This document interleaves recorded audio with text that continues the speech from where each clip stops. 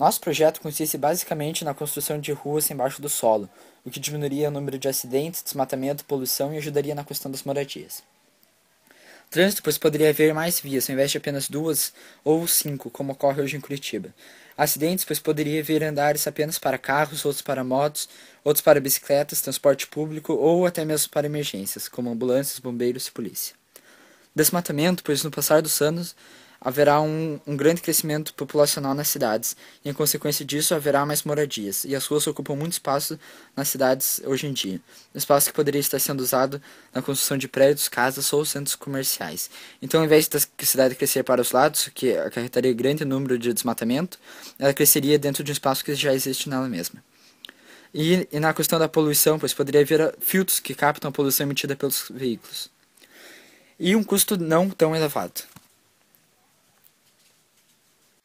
Durante o trabalho, nós fizemos uma enquete com 10 perguntas, a qual foi respondida por 10 pessoas. A primeira pergunta era: qual meio de transporte ela utilizava? Carro, bicicleta, a pé ou outros, que é o caso do transporte público e dos táxis. Quase todas responderam que de carro. E a segunda era se ela tinha problema com lugares fechados. A maioria respondeu que não. A terceira era o que ela achava dos carros andarem no subsolo. Grande parte respondeu que acha uma boa ideia. A quarta era se ela achava uma boa ideia o trânsito na cidade piorar antes de melhorar, que seria o caso das obras. A maioria respondeu que acha uma má ideia.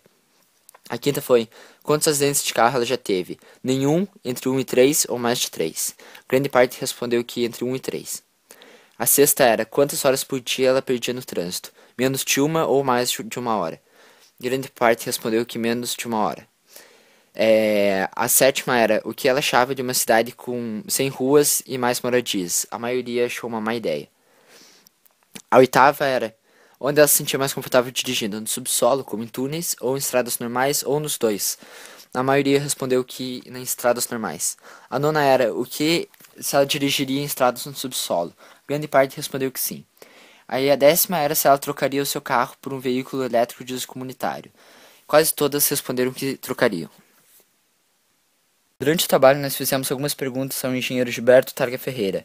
A primeira era se com a tecnologia que temos hoje o projeto seria possível. A segunda era: seria possível adaptar esse sistema a uma cidade como a de Curitiba. A terceira era qual seria aproximadamente a profundidade ideal para que não atrapalhasse o sistema de esgoto e fundação de prédios, etc. A quarta era se esse projeto melhoraria consideravelmente a mobilidade nas cidades. A quinta era quais providências deveriam ser tomadas para a segurança, que não haja engavetamentos.